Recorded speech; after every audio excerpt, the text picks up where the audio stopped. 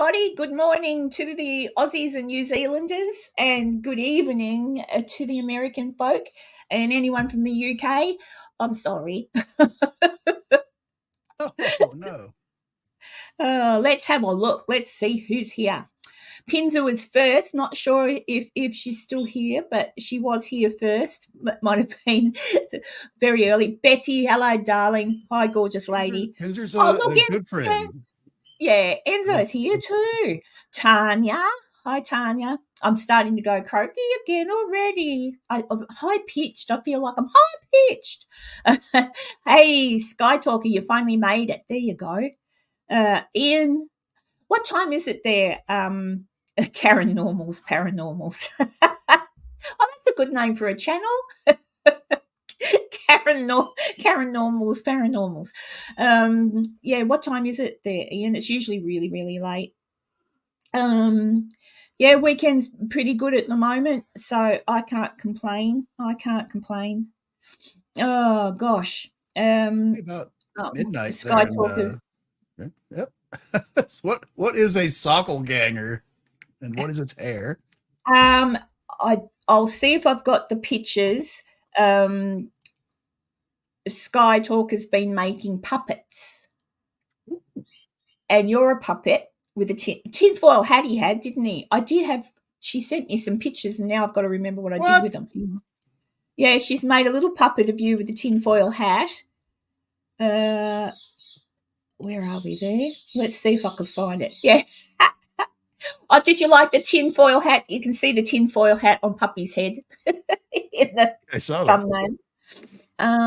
Where are we, little miss? I'll find it. I'll find it. All right, hang on a second. Messages? I'm terrible with Instagram. I'm not very good with Instagram. Oh, I'm looking. Hang on. I know there's somewhere here. Oh, I know. Oh, here we go. Save image as puppets. Now, remember what I'm about to show you isn't a finished thing, but she's getting there. Hang on, and I'll put it up. And make it big. And then you should have kept that money. Oh, I might have got a copyright strike. Present. Share screen. This is all for you, Sky. It's a proto, Enzo, yeah. Window, this one. Share.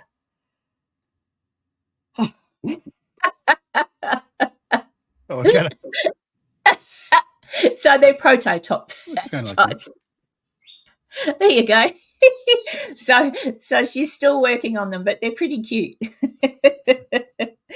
So we're looking forward to the final product. Thank you, Sky. Hi, Dee. Thank you. Oh, dear. There you go. Yeah. Oh, I can hear my chickens out there. Oh, did you see? You saw my post, didn't you, on the little baby rats? Oh my goodness! Why do you have baby rats as pets? Well, this one, it wasn't me, he says. I was in the garden yesterday and I was moving some stuff around, and when I picked up some stuff, there was a whole heap. I thought it was one of my plants had somehow magically grown under this thing I lifted up, and I thought, how'd that happen? And then I realised, oh, it's a nest. And I went, ugh. And I thought, right, better start putting some more poison out. And I walked away and I didn't look at the nest. I just thought I should be right.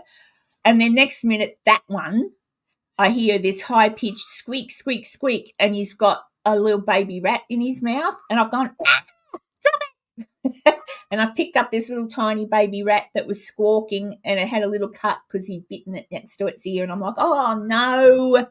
And I thought, and then I realised he'd gone over to where I just lifted up the thing from, right? And I went, oh. So I brought it inside and I showed my daughter. I said, what am I going to do? And she goes, oh. And I said, well, I can't kill it. I can't. You know, if I didn't see it, I didn't know, but now I know. Anyway, I gave it a wash and I stuck it in something with a towel, and I thought, oh, I don't know. Then I walked back out again. Squeak, squeak, squeak, squeak. You've got another 2. I did not look at where the nest was. I ended up just leaving that and then picking it up later and popping it in there. I didn't see any more. But now I've got 3 tiny newborn rats that are drinking kitty milk. I've been giving them kitty milk through a syringe. So I can't kill them, all right? I just can't. Yeah, so we'll see what happens. They're brand new, newborn baby rats, and I've had pet rats before. They're actually awesome, but I've never had wild pet rats, like, rats. They're usually like white and or creamy coloured. Yeah, kitty milk. Kitten for kittens, kitten milk. So, yes, so now it looks like I might end up having 3 pet rats, which I really don't want, but I can't just knock 3 baby rats on. It's not in me. They've got the right to live. If they survive, they survive. And then the good thing about rats is they only last 3 years, and so I may well have pet rats. It's not one of those things where you can like raise them till they're a little older and they can defend themselves and then just let them loose someplace. Well, I could, but then they're going to eat the poison that I put out for everybody else. You don't release them right out the back door. You take them on a little road trip someplace and drop them off. No, you see, I get attached. And rats are actually really, really good pets. Rats. Has anyone, Ian, I'm going to end up with an entire kangaroo. I'd love a kangaroo. Yeah, I could certainly go and get a little wallaby and keep it as a pet, but around here people would dob you in and you'd get in trouble. Mind you, it's okay for them to get hit on the side of the road here because they're knocking down their trees, but it's not okay to have one in your backyard and look after it. But there you go. Hi, horrors. But yeah, so how's your week been, Enzo? Been all right. Making a few things. I'm going to be traveling next weekend. I'll be at Geneseo, Kansas to speak next Saturday. So I don't think I'll be back in time for this show. That's all right. I know I'm not that important. Sorry. But my adoring fans insist that I make a public appearance and go up there and chat with a bunch of folks. I'll share that later on the Doof Doof Facebook page. Do you or put it up on it, Enzo? You're allowed to. You can post on the Doof Doof page. People might be able to go there. Yeah. Oh, thank you, Sky. I haven't been feeling gorgeous for the last few weeks. I've been feeling like death warmed up. I'm starting to I've got another 4 weeks before I need to go back and see the specialist to check on what I've got to take to stay alive for the rest of my days. But I've been still a little bit tired, but I think that's the fact that I have no longer got the thyroid and they've got to get the medication level correct. Apparently when they do that, then you're okay. I'd much rather have more energy than be tired. But I am feeling good. And Julie. Oh, all right, Julie, just listen. Oh, poor kid. Yeah, so anyway. And Cheryl, yay. Cheryl was saying that she tried to be in the chat on the last live and it wasn't working. She couldn't say anything. So I don't know what was going on there, but I'm glad it wasn't me. It's kind of weird. Yeah, I don't know. I've had things happen when I've like, for example, if I'm watching someone live, sometimes I might like to give them a super chat or something, and I go to do a super chat, and then it just kept saying, you can't give them a super chat. And I'm like, why can't I give them a super chat? Like, it won't let me pay for it. And then other times you go on and it's fine. So I think sometimes YouTube just simply, or Google has, heart attack. I'm all right, Jonathan, but thank you. I've got to try and Jonathan's been going live and I've just been missing his lives. He was live at the beach the other day, weren't you, Jonathan? But I did ask what beach, but you'd already gone. So there you go. Maisie Rose, you're here. Yay. Yay. Glad you're feeling better. But yeah, so not much happening my end, just me trying to get my energy levels up and do a little bit of like get moving a bit. And so I've been doing lots of gardening and going for a couple of little walks and rescuing baby rats. And but I've got some new birds coming in the backyard, some new lorikeets and parrots, and they're getting Atlantic Beach, North Carolina. Is that NC? Yes, North Carolina. Oh, I got it right. Yeah, I want to start feeling peppy again. I do. It's covered the trip. Julie's been a member for 5 months too. Oh, I've done. Hang on. Sky's just given me $5. Thank you, Sky. And so let me see. Oh, before I play anything, I'm arguing at the moment with YouTube, but so I can't play my Raining Men thing, but I paid for the license and everything for that, so I'm supposed to be able to use it without being hit with the copyright. But I was hit with the copyright, so they actually even blocked my last live. Like, it's still blocked. They blocked the whole live. Like, they didn't just say take that down like they normally do. And so I can't play my Raining Men one. So instead, we'll play the dancing one. I like the dancing one. So we'll play that. Thank you.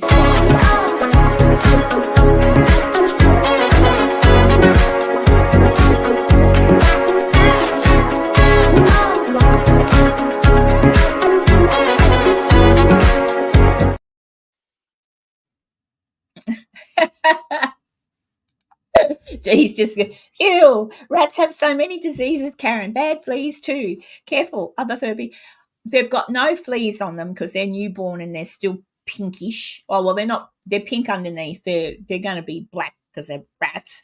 And I happen to have antibiotics as well, which is animal antibiotics. So they got a little dose of that too, just in case. So you see, I do look after things, but nah, they're fine. They'll be fine. I like rats. I've had pet rats before, but as I say, don't like, you go to the pet shop and you buy a rat. But there you go. Thank you again, Sky. That's awesome. Oh, 3 months. I'm so lucky. I went into the membership thing because I find sometimes on YouTube it's hard to do things. Like it should be easy, but it kind of it confuses me. So I went into the membership thing and I thought, right, I thought, what can I do? And I thought, I know, for people that stick around and have been a member for 12 months or whatever, once it gets to the 12 months, I'll send them a little present. So when it gets to 12 months that you've been a member for 12 months, you send me a little email address and not an email address, a postal address if you want to, and I'll send you a little present, a little thank you. And I thought, and then just that obviously everybody gets to see some things before I put them up and stuff like that. But we'll see how we go. It's really hard because I feel I want to make sure the members know how much I appreciate them. That's why I put up things to let you know what I've got, like what I purchased. So, I've been getting books and a few new subscriptions to help me with my research. That absolutely does help. So I want to put that out there and remind you that you help me.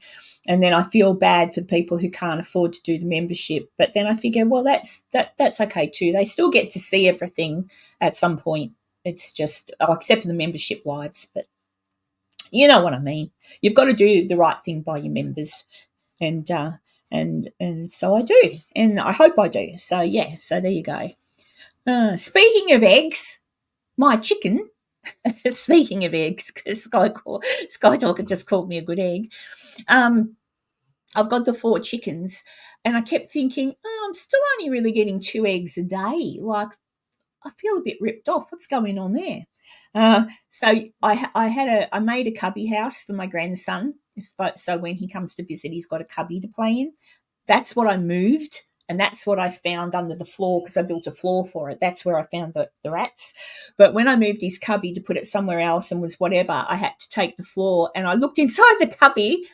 Ta-da! 20 eggs. The chickens have been going 20. The chickens have been jumping up into the cubby house, and that's where they've been. So I've been getting the eggs from 2 chickens that are doing the right thing in their house, and obviously the other 2 chickens have been. Why do I have to check my? Oh, here we go. Why don't you just ask me for what you want on here, kid? Let's have a look, shall we? My daughter's sending me a message. Let's have a look. I wonder what it is. Oh, it's all right. She's sending me. Oh, hang on, I'll show you. I don't know. Oh, you won't be able to see. Hang on. Can you see that? Yeah, a cat. Yeah, it's a ginger cat. And this ginger cat is not our cat, okay? But it comes and it cries and it cries and it cries outside of my daughter's window because she has fed it, but it's someone else's cat. So it's back there outside the window crying. And he's not, I mean, he shouldn't be outside. He's not fixed, like he's not neutered. He's probably not microchipped, but she has 4 cats. And I said, just let him. Oh, he's not like he's real skinny or anything. He's obviously getting fed. But I said, we can't take on another pussycat. We've already got 4, which is a lot. So there you go. With your newest addition, you could eat it at least 3 more times. No. Sky says hi, Sunny Sock. That's if. Well, I don't know. Oh, she had to come into the live, to get my attention because I've got my phone turned down. I think I always turn my phone down when we're live because otherwise it gets. That's professional. It's very professional. There you go. There she is. Hello. Oh, how are you feeling, Heather? Is the flu gone? And there's Laura. Hi, Laura. I had Laura on the other day for a live stream. Poor Laura. I don't think I shut up. Laura was on for a live stream, but I just blah blah blah blah blah blah blah blah blah blah blah blah blah. Oh, look, there you go, Heather. Sunny Sock says, "Oh my God, Heather, my favourite." And look at Maisie Rose's news.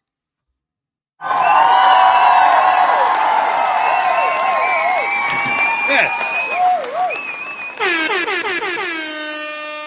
That is awesome news, Maisie. Awesome. Oh, that is so great. So great. I'm just, because we were worried. Well, that's even more reason for you and I to have dinner together and go do something. I've got to bloody pull my finger out and save my money for my airfare. I've paid for the trip bit, but I haven't paid for my airfare yet. But we'll be there. Hi, Mitch. As I say, hi, boy. I think it's because where they cut me, it's still interfering with my voice box because every now I go like that. And I'm not trying to. I've got the scar is just there. You can kind of see it, but I did cover it a little bit with some makeup because it's still swollen. You can't quite tell, but it is still a bit swollen. But it is feeling much better. At least I can sleep now without having to sit up, which was really annoying. I'm glad you called in to say hello, Mitch. Look, and Heather's been it. Oh, thank you, Heather. And it's a pleasure to be a member on your channel too. No, Tanya, I can't. I've got another operation to have in 2 weeks' time.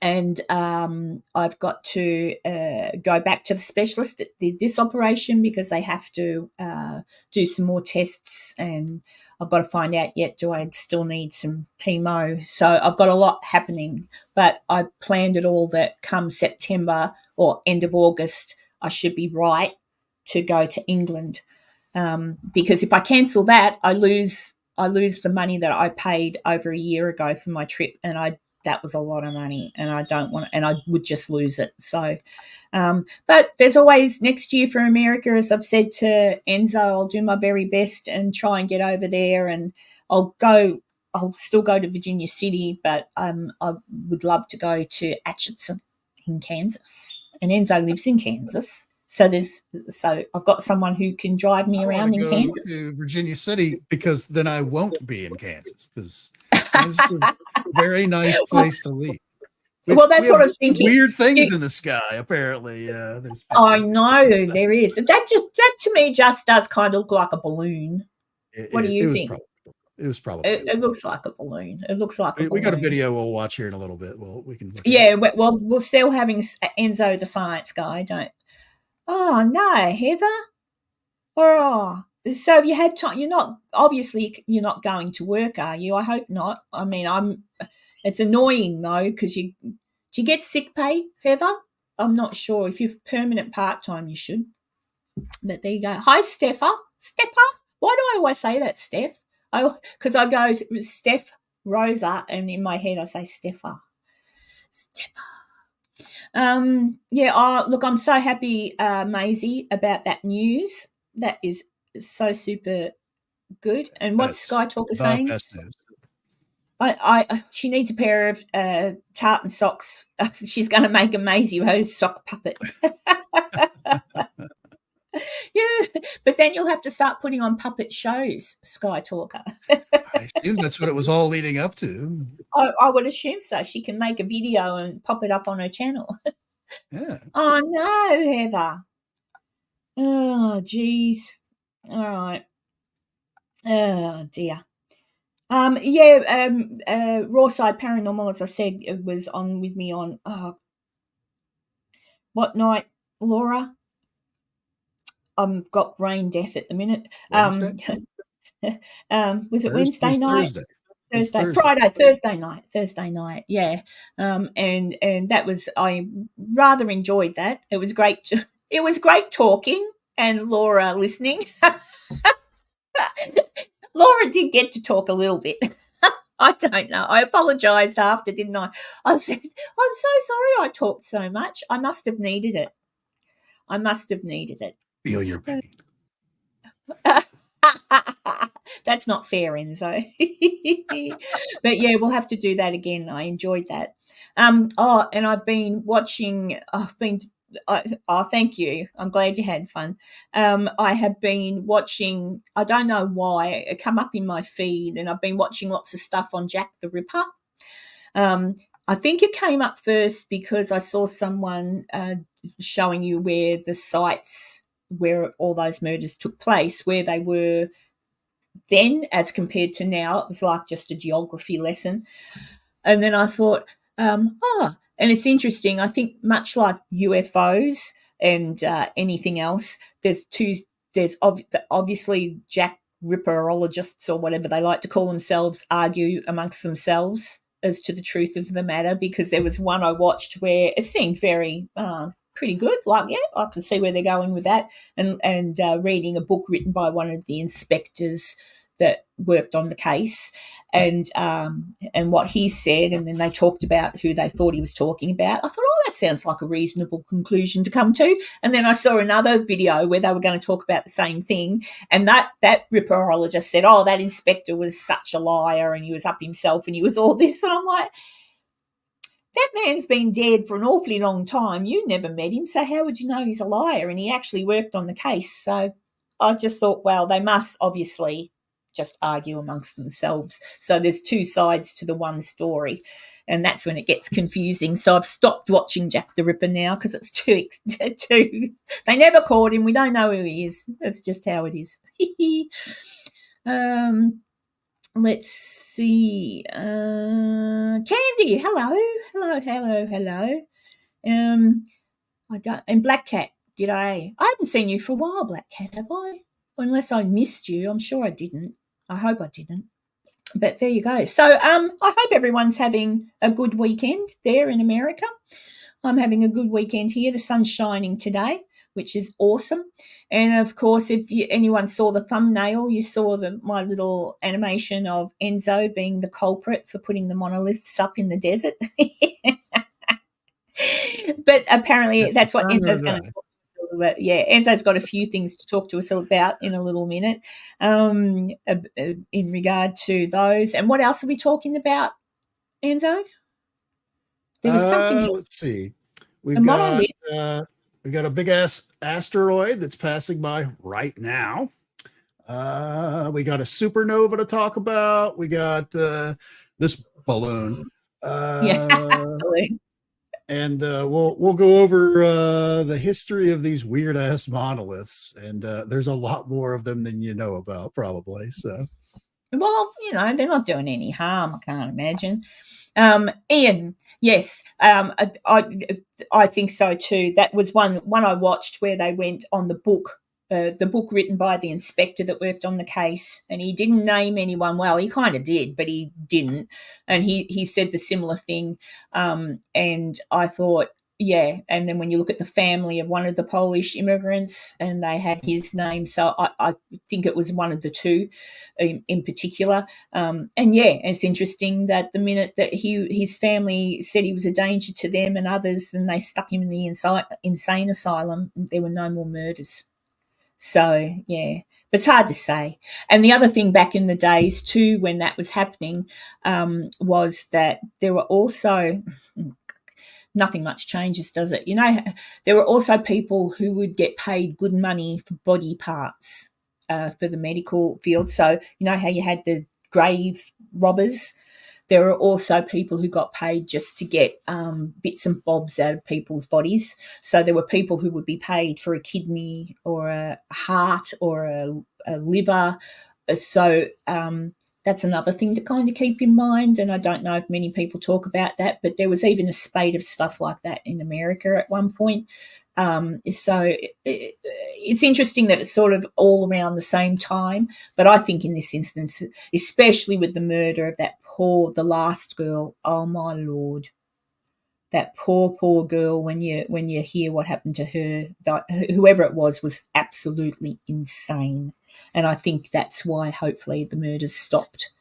And I hope the fella, yeah, I would hate to be looking after him in the place. You wouldn't want to feed him with a knife and fork, would you? I suppose they just threw him a bowl of bread and water. I wouldn't have wanted to be in an insane asylum back in the 1800s, I can tell you now. No way. Oh, hello, Dr. Deb. Hello, Dr. Deb. What's that? Mitch says, what do you need a wingman for there, Enzo? For your trip away? Oh, never can tell. You never know your luck. Oh dear. All right. Well, I think we've got 28 people in. So I guess we can go ahead with Enzo the Science Guy, and we can have a little bit of a chat about those things. I'm just checking on everybody. There's JD. Hi. I'm just trying to check. If I've missed saying hello to you, my apologies. I'm sorry, because I do tend to look at the camera when I'm chatting away. But I think I've said hey to everybody. I think so.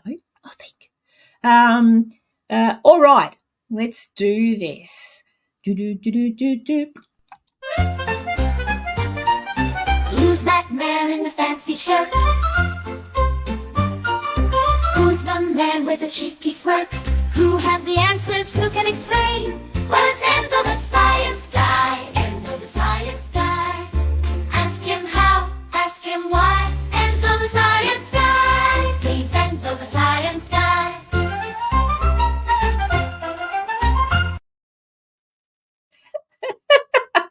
I think that's my favourite part there, where I put you in the car and the Roadrunner. Yeah, the Roadrunner running by. I love it. Yeah, everyone loves that video. All right. Well, let's go. Jump in and let's start off with the scary stuff first. Okay. This is NASA's Jet Propulsion Laboratory Next 5 Asteroid Approaches page, where they list the next 5 big-ass rocks that will hurtle past the Earth and put them in an approximate size so you have some sense of scale. We got building size, airplane size, car size here in the lineup for the next few days. But this particular number one here, Asteroid 2024 MK, 460 feet. That's 140 meters. Going to pass as close as 295,000 miles. That's, 295,000 kilometers. That's 184,000 miles, which when you scroll all the way to the bottom to put that in perspective, the moon is 239,000 miles, 385,000 kilometers. So this one is passing inside of the moon's orbit, close to us. What would happen if it hit the moon? If it hit the moon, probably nothing. We wouldn't. It would make a new crater for sure. But if it hit the Earth, that would be a problem because it is, literally, 460 feet. That's gonna leave a hole.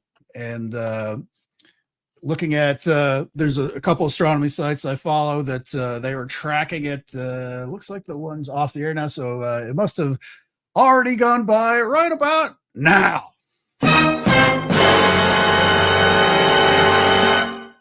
We're all still here, so I think we're going to be okay. But if anyone is interested or just doesn't like sleeping, you can go and check this out yourself. I'll put the link in the chat.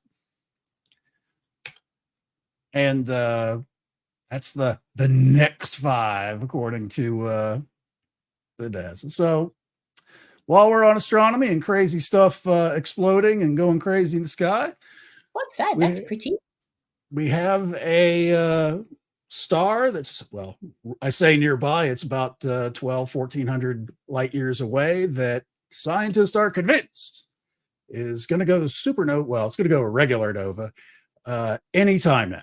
Could have happened right now, for all I know.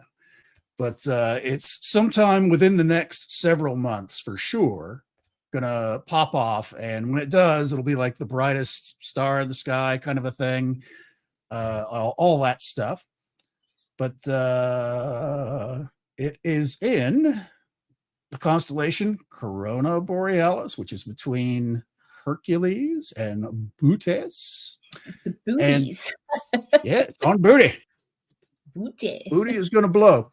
But where this is basically about, if you live in the northern hemisphere, you're going to see this almost directly overhead around midnight-ish, depending on where you live, of course. I do encourage, there's a lot of different star finder type maps. I use the Google Sky Map, where you literally can just hold the phone up to the sky and it'll show you where it is, to try and find this little constellation here, so you know where it's at, because it'll be one of the stars around it, and when it pops, you'll know it'll be way brighter than Arcturus and all these other stars around it. It'll be the brightest thing in the sky for a few days when it does blow.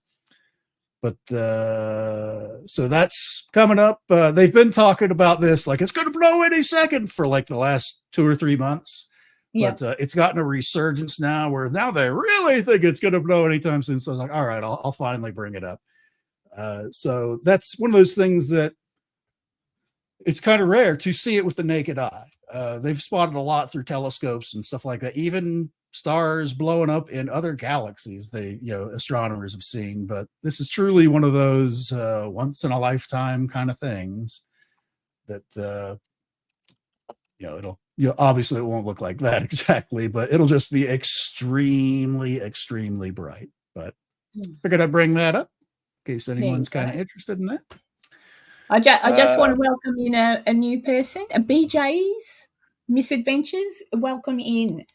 This is Enzo's little time slot in the show where he tells us all about things scientific and exciting. Okay. And to Ian has a question. Are we all going to die? Well, sorry to tell you, but eventually we all will die. But dying from the things that I'm talking about tonight, probably not. At least not. Well, if we're going to die, might be one of these big ass rocks. But we go quick, probably. That's pretty close. Well, for this being when it's in that building size classification, that's certainly a city destroyer. It's not necessarily like end of the world, like, the dinosaurs kind of a thing. It's not that big, but it'll certainly level a city. Hey, John. The Adventures. Welcome.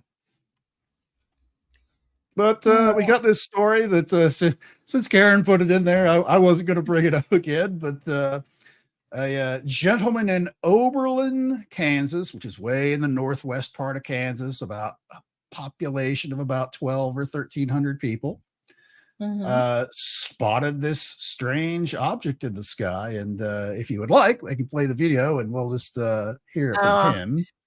Don't play it with no sound. I'm bound to get another copyright strike. Every time we play something, I get in trouble. This is like my local Cake News, K-A-K-E. Oh, then they won't know. Yeah, they're not going to. Questions tonight about this flying object you see behind me in the skies over northwest Kansas. It appears to be some type of balloon. Some experts say it looks eerily similar to the Chinese spy balloon that flew over the U.S. last year. Cake's Leon Purvis is here with what he's learned. Leon? Deb, the National UFO Center says it's had several reports about this object that a viewer says was floating in the air over Oberlin in northwest Kansas. But what it is still a mystery. Looked like a little weather balloon type thing at first, but the more we watched it, it didn't move. It maintained in the exact same spot. Nathan Kelly is talking about this object you see right here in Oberlin in northwest Kansas. He spotted it about noon on Wednesday. It looks like a floating pearl. I mean, it looks like a pearl when you zoom in on it. I don't know what it is. I don't want to speculate, for lack of a better term. The Decatur County Sheriff's Office looked at our pictures and sent us a statement saying in part, "That's interesting, all right. We haven't received any calls about it, though." We also contacted the National Weather Service in Dodge City to see if it had any weather balloons in the air. A spokesperson says its balloon popped by 8 Wednesday morning. The Federal Aviation Administration also had no answers, referring us to the National UFO Reporting Center. It says it's had similar reports of what Kelly described. Fellow reported a spherical object, white in color, apparently, with a long, luminous trail or tail behind it. Director of the group, Peter Davenport, says the most recent report was from June 18th, and it came from someone close to Kansas City. This one had us scratching our heads. We don't know what this is. It's reminiscent of the Chinese balloon, helium-filled balloon. Yeah, I reckon it's a balloon. Davenport, That'll do it, Enzo. That'll do it. Object. But yeah, that's the basics. But we did get to hear from Peter Davenport from the National UFO Reporting Center, which that is something that no matter where you live in the world, if you see something and you want to tell somebody about it, you can contact the National UFO, and I'll put this in the chat as well, the National UFO Reporting Center. Peter Davenport, I did get the chance to hear him speak at Contact in the Desert a few weeks ago and briefly chat with him afterwards about a couple things. But they have various maps that you can pull up and these are all of this is their entire, like, going back decades list of things that are UFO reports. But you can, like, zoom in, Gosh, they're everywhere. So select a specific one. It tells, okay, there was a sighting here in 2012. You click view details. It gives you the total breakdown, where it was, what time of year it was, the conditions, gives you the full report of what was reported into them. So interesting stuff, especially if you think you might have something going on in your area that you might be, did anyone else see that? And you can kind of pull this up and they break it down by event dates, states, and all that stuff. The East So Coast it's, oh yeah. Well, there's more people there. You can actually almost see that, like, weird dividing line between east side and west side, the U.S. and basically around where big cities are, which basically from Baltimore all the way up to Boston is just pretty much a solid city all the way across there. But that's kind of the norm. And you can scroll it around. You can see a lot of all countries throughout Europe. What about Australia? Let's see. We got some stuff in Australia. Oh, not a huge In amount. your neighborhood. Yeah. So yeah, that's the National UFO Reporting Center, nuforc.org. So you can go in there if you're just curious, or you can go in there and make your own report, and they'll investigate it to the best of their abilities. They may contact you back to ask a few follow-up questions. It's when I was in the Air Force, one of my jobs, I was co-located with the command post, which is kind of like the central nexus for everything that goes on at the base. And anytime that there was a meteor shower or some piece of space debris was burning up in the atmosphere, they'd get swamped with calls, people reporting a UFO. And they literally would refer them to the National UFO Reporting Center if they really wanted to report something. So, hey, Kathy. But I know you're all here to talk about monoliths. Does everybody remember back in 2020 when there was a whole spate of these things? This was like the one that kicked it all off. This was the one found in southeastern Utah, November 18th, 2020, where the local Utah Department of Public Safety, they were flying around in a helicopter there through the mountains, and they were actually counting bighorn sheep, just counting them as they go to get a population count on them. And they saw this in the bottom of one of these areas, and they're like, what the hell is that? And they actually stopped and got out and checked it out. And the nearest they can figure, because internet sleuths figured out that it had been there for a while. It was on Google Maps from a map in a satellite image from 2016. So it had been sitting out there for quite a while, and just nobody knew about it. Yeah, how are they hollow? Like, that's pretty big. That'd be heavy to get in there, unless they're hollow. Yeah, it's made out of sheet metal, and you can sort of see the rivets in the side here, and it's buried into the ground about like 4 or 5 inches. And the way it's just kind of tucked into the ground there, and the way that because it's kind of in this kind of closed in area here with these giant rocks and part inside of a big valley, so the wind couldn't really like knock it down or anything like that. So it's just been sitting there for 4 years apparently. But yeah, it's kind of strange. And a few days later, it disappeared. Basically, somebody came and swiped it and ran off with it. So don't know who did it. Don't know who was responsible. But the big thing with all of these things is they show up in like really far out of the way places. And then people go on this weird pilgrimage to go out there, not knowing that in this case, it's out in the middle of the desert. You need a 4-wheel drive to get out there. You need to bring water. You need to be prepared if something goes wrong. And oh yeah, there's no cell phone signal anywhere you're out there. And people were getting lost, and people were running off of the road thinking that just driving their regular old car, thinking they could just drive through the desert like it was down a street. You can't. Not very far, at least. So I would have the ones that where they don't actually know or they don't admit to it. I would imagine somebody from the state probably just said, yeah, get this thing out of here. There's too many nuts that are driving out in the middle of nowhere, and somebody's going to get hurt. Somebody's going to end up dying out there out in the middle of nowhere. But this thing is hollow. It's like basically a sheet metal covering that somebody went to at least a little bit of trouble to fold the corners on 2 sides and then rivet it all together. So I don't know. So everybody kind of was like, all right, that's kind of weird. That was November 18th. November 27th, another one pops up in Romania. Oh, Romania. Yeah, this is the one you can see the mountainside here. This is all in Romania. Had little swirlies etched into it, apparently. I don't know. But again, people went out there and started checking out, and also mysteriously, a few days later, disappeared. So, but you can see or the whole basically kind of the same thing. There must be some kind of online club where you can join a club and talk about where you're going to plant your next one.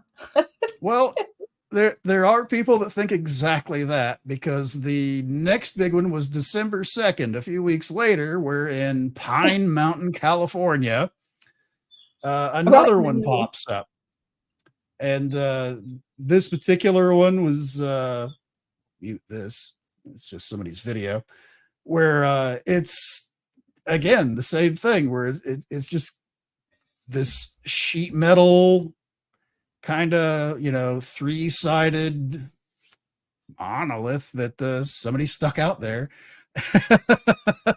No explanation why, no placards saying what this is for, nobody claiming responsibility. But actually for this particular one, the people that they did, there were 4 people that came forward describing or claiming this one. It was a man, his 2 friends and his dad. And their quote is saying, "The purpose of this project was to create a positive and encouraging environment in a rather negative 2020. Do we remember what was going on in 2020? A year that has been plagued with health issues, political separation, and systemic racism. This event separates all of that." Basically, they made at least these 4 knuckleheads created this thing and clunked it out on top of this mountain in California to basically make people forget about that stuff. There's wonder and mystery out there. Don't concentrate so much on all the craziness that's going on.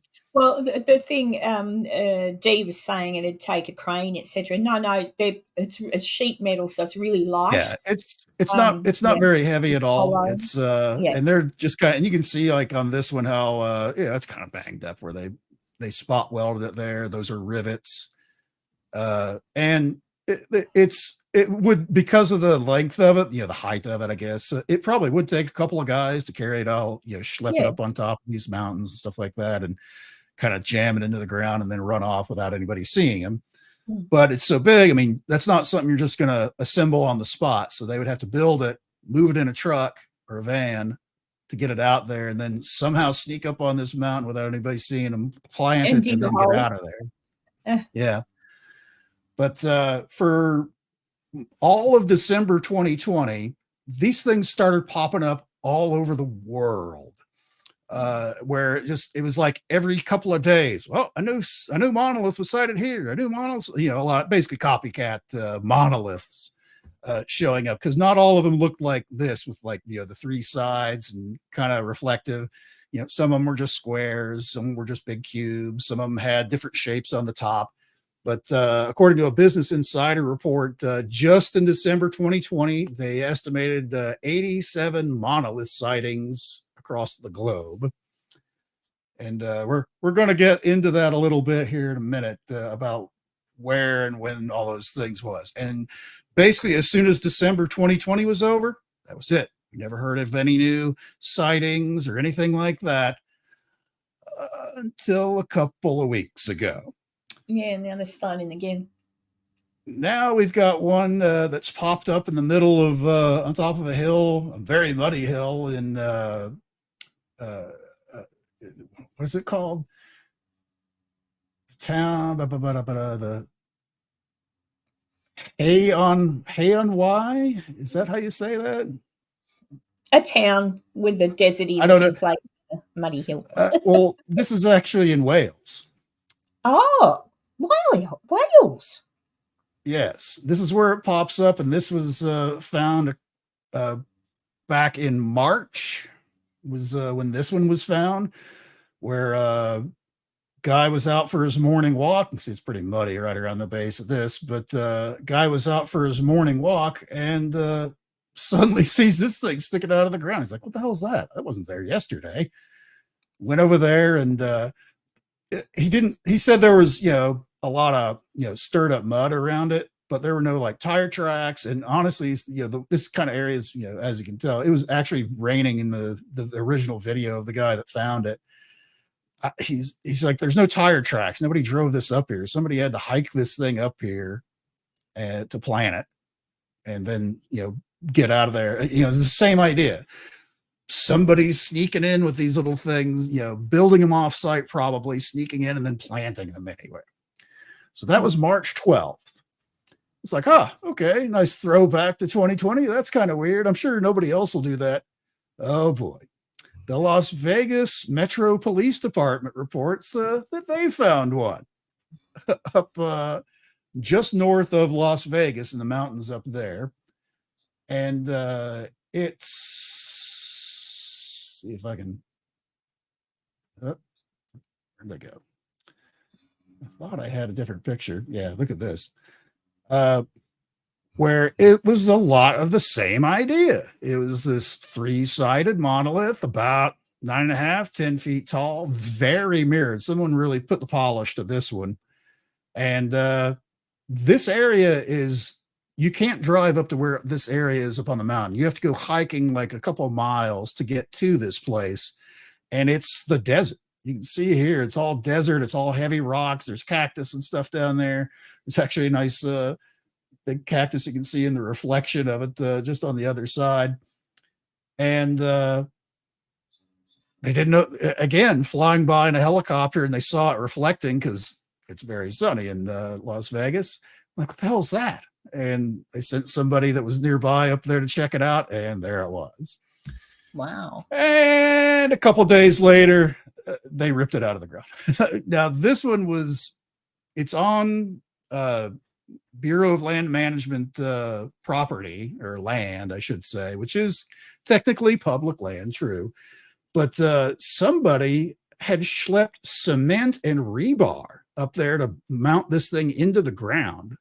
So that thing would have been there for a long time with well, the heaviest part of all of that is the bringing the bags of cement. Cement's bloody heavy. So plus, plus all the water to mix it and all that stuff that you have to schlep up on top of this mountain out in the middle of the desert. They probably were there camping overnight. They probably went up there and did it overnight. Yeah, I would have done all the work at night when it was cooler. Yeah. I just want to say thanks to Kevin from Tuber Chat for gifting a membership, and it was Jonathan was the lucky winner of it. So right. just a second, Enzo, because here we go.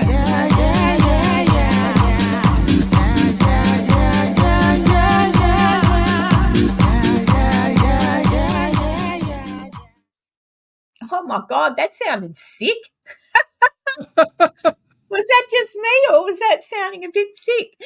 Oh, no, thank you so much, Kevin. Thank you. It's awesome. Thanks for that. And welcome in, John. No excuses now. All right. Where were we up to, Enzo? So this one was June 17th, and you can see here by the post, June 21st, they ripped it out of the ground, mostly because as we've seen, like in 2020, a lot of people want to go out there and check out this cool sculpture. Maybe it's from outer space. Maybe it's aliens. Maybe it's time travelers. Maybe it's HAL 9000. Who knows? But people just want to go check it out.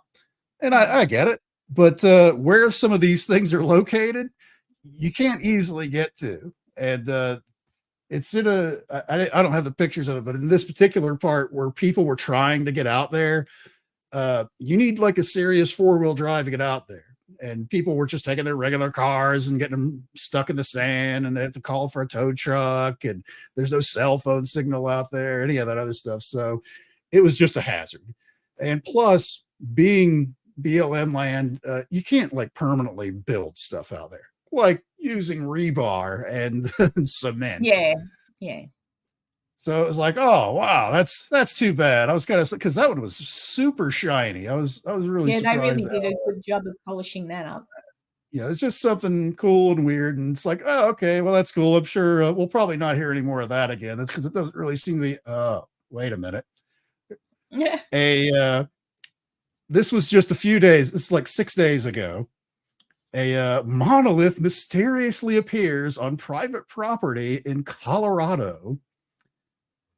And oh, wait a minute. That's not what we wanted to do.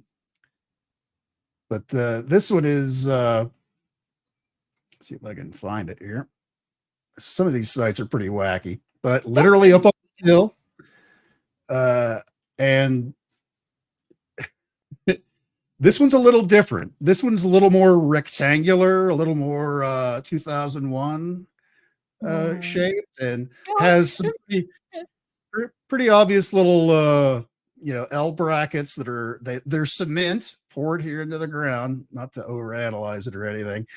And it has bolts going into the cement holding this down. So somebody went to a little trouble to but however, high shine on it. It is very reflective. I'll give him that. And I don't have the other picture, but there is somebody had a drone up looking at it. There's no top on it, so you can see like the pieces of metal on the inside that they have all this stuff riveted to and things like that. But there's an interesting story that from the local paper when it came out. This one just happened a few days ago. He was like college students all want to come and check it out. A lot of people. What do you think? It's just a piece of metal, though. Why does everyone want to go and check it out? It's just in Australia in the Air Force. You probably have heard this anyway. Like my ex-husband was what we call a metal basher. His job was making parts for the plane, replacing bits and bobs for the plane. It's just a hobby. It's just people with a hobby and must be part of a group and just sort of saying, let's go do this, because what a waste of metal. Well, this one, this little story, I'll include it. Yeah, there's always the 2001 Monolith story, but this one, Lori Graves owns the land where the monolith was placed, and she also owns the nearby Howling Cow Cafe near the bottom of the hill, where it's a coffee shop there, which they did not waste any time changing their blackboard here. They got a Monolith mocha, they got a crop circle drink, they got a beam me up drink, there's a radio wave drink. So you got to take advantage of those opportunities when it comes up. But Graves says she doesn't know how the monolith got there. One of her employees alerted her about the object on June 21st, a couple of days earlier, but she didn't give it a second thought until a couple of days later when a customer asked the barista, "Where is the alien structure?" Aliens. I reckon if it was, there'd be no concrete, no bolts. You're right. It wouldn't be sheet metal rivets. There wouldn't be or any of that stuff. She says at first it was a little more fun, Graves said. All the what if, who did it, what might it be, that was kind of fun. And now I've heard so many different theories, it just makes your head swim. Graves said someone called the cafe office to inform employees the monolith was made from a composite metal that is not of this earth.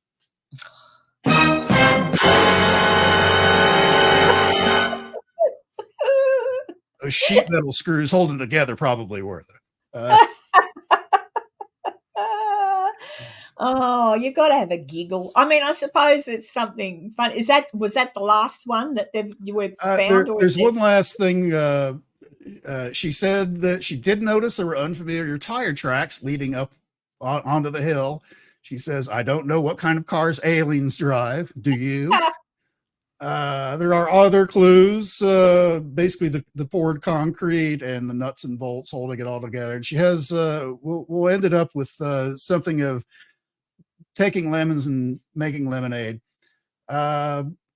Graves doesn't plan to remove the monolith like some of the others on public and private land have been.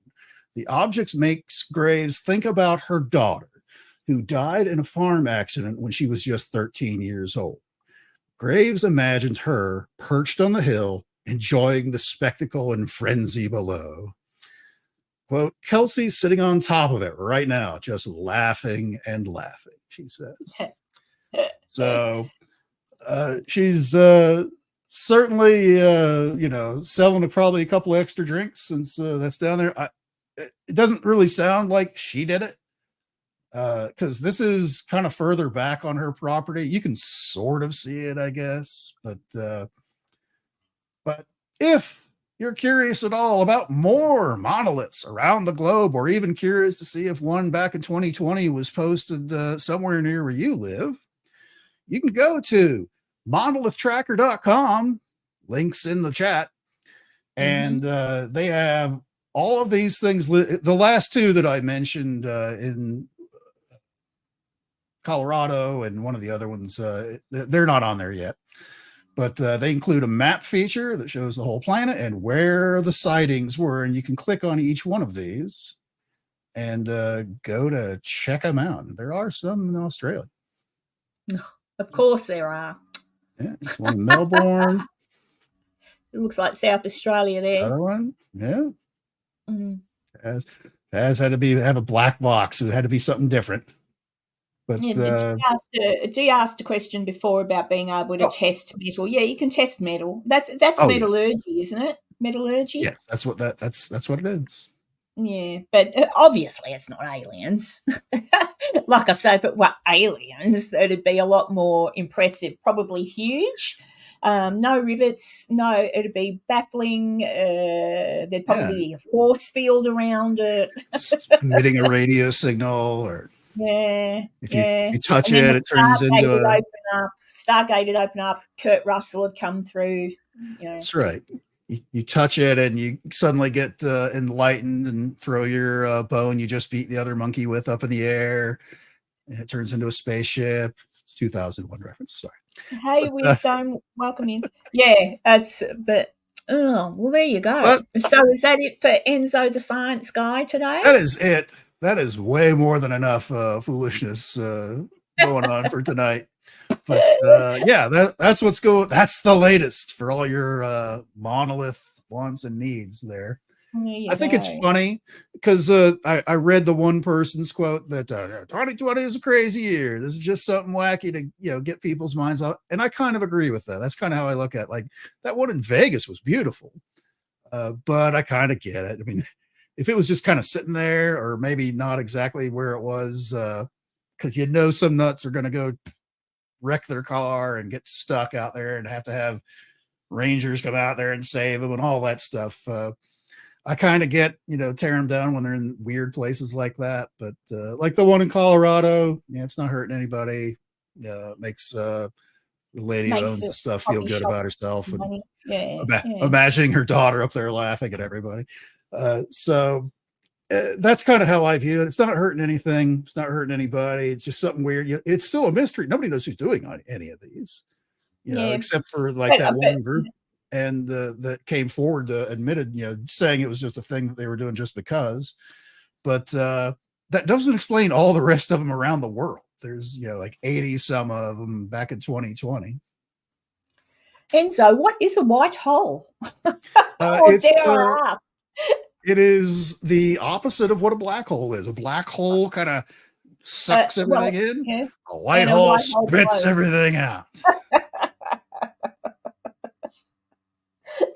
So if you want a good time, go to a black hole.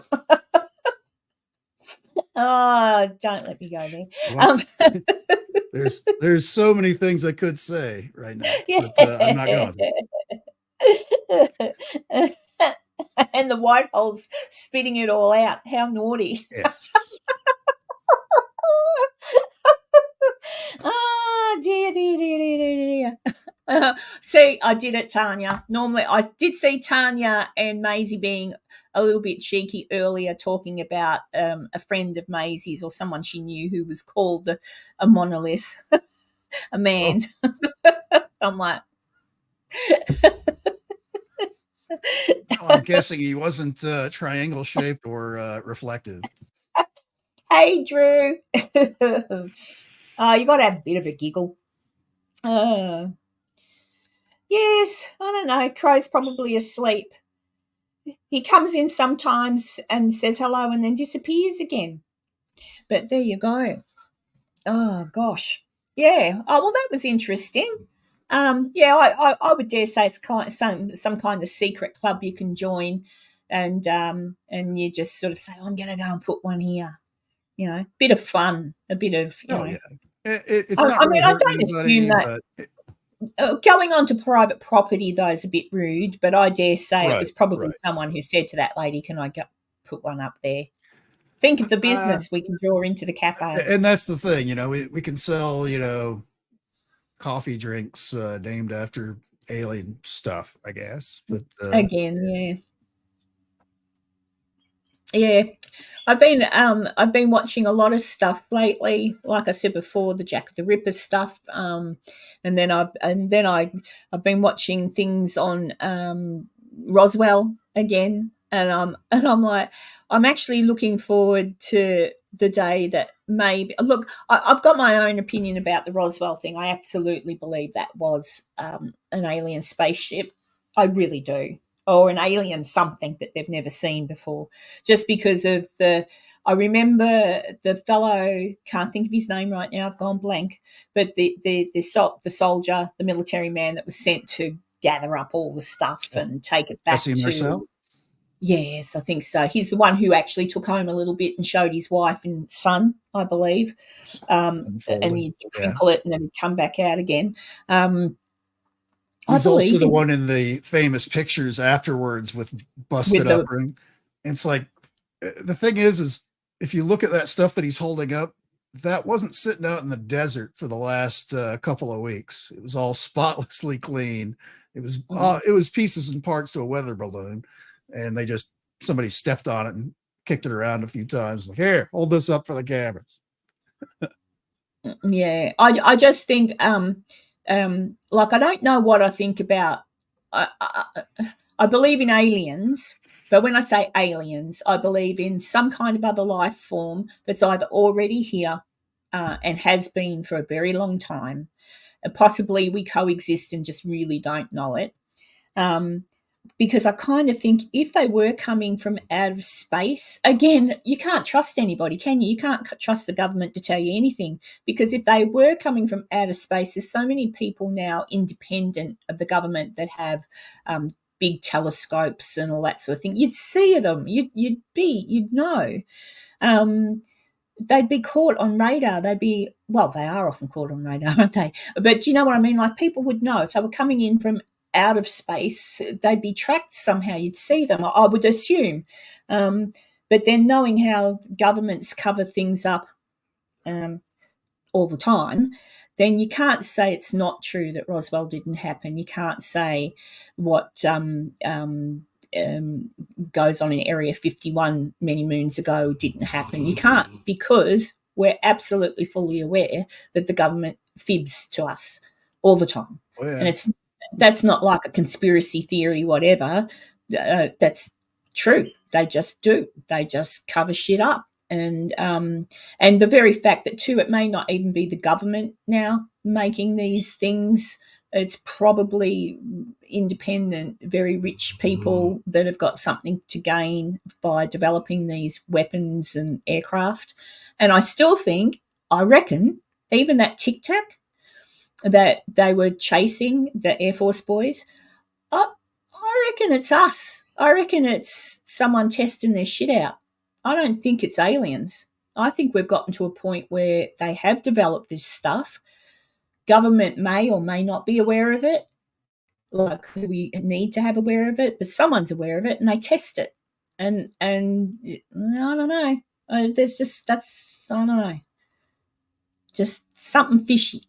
And especially now when you realise how much does go under the radar with the government and how much people are not told the truth about the simplest of things, then what the hell? You know, of course they can cover crap up. I just hope one day it'll all come out and be absolutely clear. I don't know if they're little green men or grey men or white men. Maybe they're just us in a different, whatever. But something fishy's going on. That's right, Tanya. Something fishy. Extraterrestrial, what did that say? Space what? Hold it up again. The extraterrestrial. Oh, yes. You got that when you were in Thingo, didn't you? He's got all the one of my books Yeah. I picked up. Drew, where did that Oh, go? BJ's Drew going. Adventures. Oh, hang on. That's all right. And BJ, normally I don't go for any longer than a 2-hour slot on a Sunday with Enzo, only because people do have to go and do stuff. So lovely meeting you. Do come back. Don't forget to subscribe. Drew Adventures had a question for us. What our thoughts were on Skinwalker Ranch in Utah. Personally, not much on my end. I don't know what Enzo thinks of it. I just think, there are super weird places on this earth that have crazy stuff that happens on them like that, where Skinwalker Ranch, I do think, is one of those places. When it was under the Bigelow investigation, I do think they documented some super weird stuff. The TV show has caught like a couple things, but it's like anything. It's like anyone that's ever gone out looking for Bigfoot or going to a haunted location or going out looking for UFOs. Just like fishing, sometimes you don't catch anything. And making like a whole TV show around something like that, waiting for something weird to happen, which we've seen on all the ghost shows, end up stepping on themselves because sometimes nothing happens, and then you got to make a show out of it, and they start making stuff up. The Skinwalker Ranch stuff, not to go down a super deep rabbit hole with it, but I do think there is something weird in like that whole valley area is kind of weird because it's not the ranch itself. I would put the Skinwalker Ranch stories and stuff from the people who, this big wolf and me cows and all that sort of thing. Could have just been a big wolf. It could have been like I know it's Native American country, so absolutely in regard to anything, there could be something strange, but I think, like everywhere else, people make up stories that just aren't true to make it sound a little bit more sinister or whatever than it really is. You have these weird places around the globe where you have ghost stuff, UFO stuff, and cryptid stuff all happening in the same place, which Skinwalker Ranch is one of those places. Mount Shasta in California is one of those places.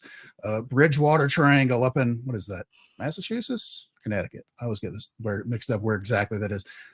Northeast part of the U.S. is one of those places. My friends that live in Caney, Kansas, southeast part of Kansas, it's one of those places where you get the whole potpourri of paranormal potpourri all happening under one roof. And how do you do it?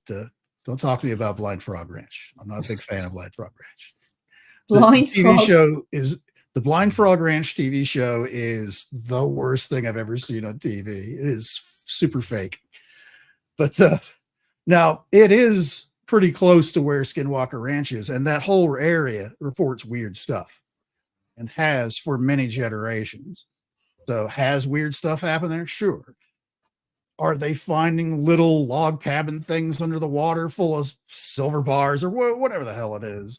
No, not on that TV show, at least. That show is so full of crap. I hate it. It really made me mad when some friends of mine were like, oh, it's really cool. You got to check it out. All right. And they went like into this cave thing, and they're wearing like spacesuit respirator things where the hose literally is just kind of like tucked in the shirt part. It's not plugged into anything. And the inside of the cave that they're walking around, which of course is it's underground, it's pitch dark, right? Seemed to have curious mood lighting here and there, so you could see the walls for the cameras. And honestly, it looked like one of the caves from like Land of the Lost, where it's spray foam on chicken wire and made to look like a rock wall, and but a perfectly flat floor. Yeah, that's not how. Maisie's got a question for you, Enzo.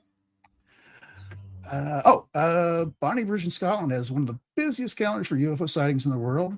Nearly 300 UFO sightings reported every year over the past 3 decades. Have you heard of this? I have heard about it. Because they had the one really big one back in, what was it, the 70s or 80s, where there was the really big flap. So I am familiar with it. I've heard of it. Okay. And Drew, you were near Skinwalker Ranch? Is that where you were? Drew was in America last year. So there you go. I think I've said this. I know I've said this before in regard to places that you go to. There's sometimes you go to a place, you go to a place, you see it, you go, that's great, interesting, whatever. Then other times you go to places and you can't explain why you're either drawn there, or you can't explain a feeling about a place. Or strange things do happen there that you can't explain. So I absolutely believe in that kind of stuff. Like the land and the structures hold something, maintain some kind of energy, or maybe spiritually, maybe spiritually. But yeah, I just don't like watching all the shows where they go, we saw a skinwalker and he ate our chickens and he killed our cows. And I'm like, I think I'd be more worried if a skinwalker was going to kill me, not a cow. Yeah. I mean, that's what they're supposed to do. So Drew was, skinwalker. That must have been hot. It was super hot there. July, yeah. Mount Superstition is a weird place too. Have you been there, Enzo? Not been there. Not familiar with that one. And what's Black Cat saying? Area 51 got rolled up on just for. Yeah, they're pretty good about upholding that mystique.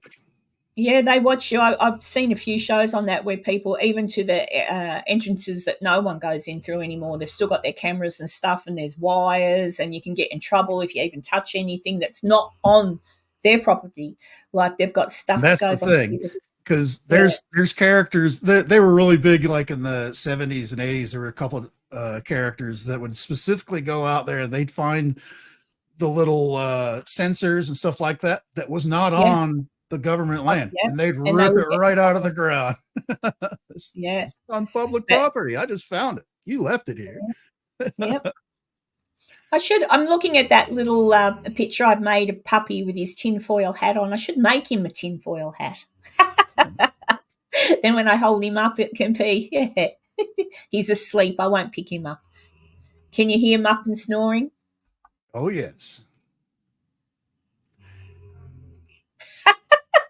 It's like our own goldfish for the show. Yeah. We don't need a heckling goldfish. We've got a Chihuahua and a snoring Rottweiler. My Roddy had an operation on, when did I take you in? Wednesday.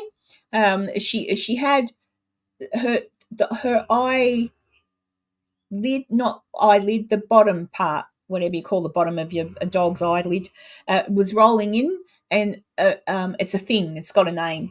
And so I went to I was told by our local vet, I can't do it for you. Take her to an eye specialist, a doggy eye specialist.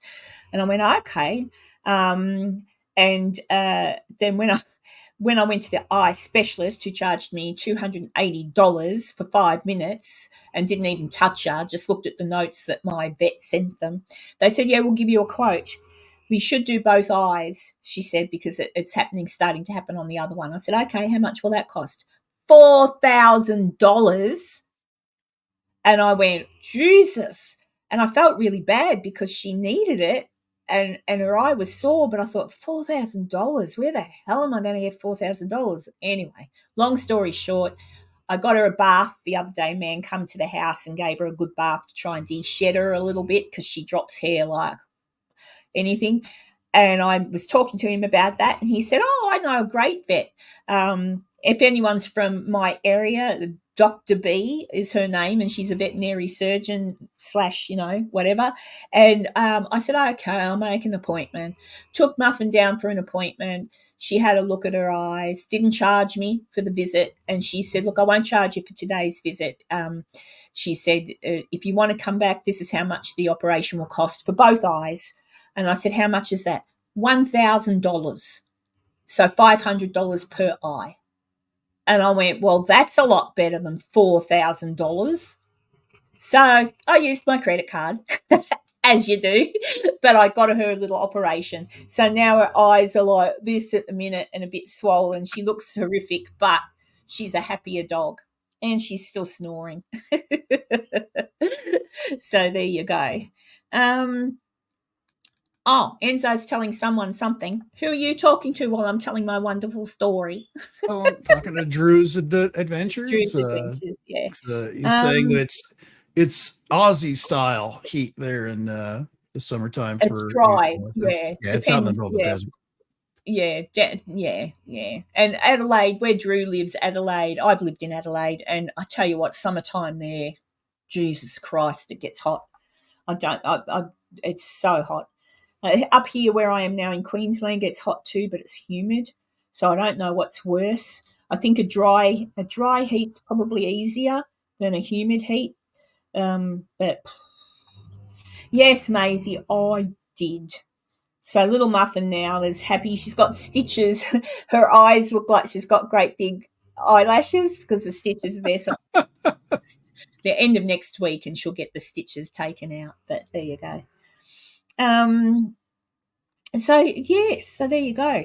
A lot of these places I'm beginning, even where I've been talking the last week about haunted places and all these stories people tell about their haunted houses haunted by Mary Jane and Bob because they were slaughtered in the kitchen with a axe or, and then you go, oh, that's horrific, like that's terrible. And then you look it up and nothing ever happened. Like people like that ever happened. Nothing ever happened. And I'm just finding it now that I'm becoming quite cynical when I look at stories, even about something like skinwalkers or which I've talked about before, or Wendigos, is that how you say it? Anything supernatural now I listen to and I believe to a point that some things can happen. I believe places do hold energy, and I'm a believer, but I'm becoming cynical now when people tell stories about things they have seen or done, and I think, what are you trying to sell? Oh, Muffin, you sound like you're going to die. Hang on, wait, wake up. Shaking a leg. Wake up. Yeah. Terrible snoring noise. But there you go. Yeah, the heat's good. Dry heat is okay. I can cope with the dry heat. It's the humid heat, and I live where it is, Heather. So, yeah.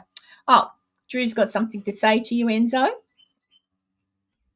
Also did Antelope Canyon. That was visually brilliant and warm that day, but we had a dust storm hit us there, and I think to this day I have Arizona sand in me. I believe it. That stuff will. I can guarantee you I've got some old bags and stuff like that I used to deploy to the desert to when I was in the Air Force. I could probably still find dust and sand in them if I were to shake them all out right now. No, I don't. Yeah, I don't like dust storms or sandstorms. Oh, has anyone ever been at the beach? I bet Heather has. Has anyone ever been at the beach when the wind picks up and it's like you're being sandblasted? I've been at where weird gusts of wind come up, and it's, hello, Earl Ward. Hello, welcome in. Hello. That hurts like hell getting sandblasted. Black Cat says Valley of Fire in Nevada is amazing. Ooh, where in Nevada is the Valley of Fire? It sounds like a place I wouldn't want to go, because if it's a Valley of Fire, it's probably really, really hot. I'm going to guess you can get a really spicy meal there. Oh, yeah, spicy. Ooh, spicy chicken wings. Hot chicken wings. Not too hot, though. Not too hot. When it comes to food and spiciness in it, there is a level where it's too hot. Then it's just like battery acid. It's just eating your face. Then it's not. Right, to me, that's not. No. But just a little bit of hot, but not hot enough. Like sometimes a good food to eat if you've got a blocked nose and you don't feel too well is a nice hot curry, because your nose runs then. I don't know why it makes your nose run, but it does, even when you don't have a cold. Oh, yeah, Heather says she has. Indeed, I have. That can happen anywhere in South Australia. Sand and dirt everywhere. Yeah, when I lived in Adelaide, the one thing I noticed, the dirt's really red. Well, where I was, the dirt is really red and sandy, so it's not fun when a wind kicks up. But, yeah. So, has anybody in chat got anything they want to ask Enzo or myself at all? Just while you're thinking of it, I'm going this week. I'm going to do a little live and talk about a few things I've been looking into. Night, Ian. Have a nice sleep. I'm ending in 30 minutes or so anyway. 2 hours is enough for me. I think 2 hours is enough for anybody. Yeah, I'm going to do a little bit of a talk on a few other haunted places and the lies they tell, and just to put some facts out there, clear up some mucking around, so I'll do that, and I'm working on an episode now as well. I go Dee. It's supposed to be where is she? I've lost it. Oh, there you go. I am going in September, so the first 2 weeks of September are this trip that I paid for a year ago or more. So September, and I plan to at least stay. I would love to stay for 2 weeks after that. Like, I'd like to stay for a full month in England, but we'll see how money goes. But at least I still want to stay for at least a week, because I want to go to the the Slaughtered Lamb Inn. That was an American Werewolf in London movie. I want to go to an inn like that, where they tell me not to go out to the moors. Go out to the moors. Go out on the moors. I love that movie. I might watch that again today. I do love that. A long time. It is great. What was I saying? Not the Slaughtered Lamb Inn. Oh, Jesus. Ancient Ram Inn. I've already booked to stay there, so that's what I'm going to do. And Earl, I will be going over to see. Beardo's going to come with me to the Ancient Ram Inn, and Beardo and his lovely wife.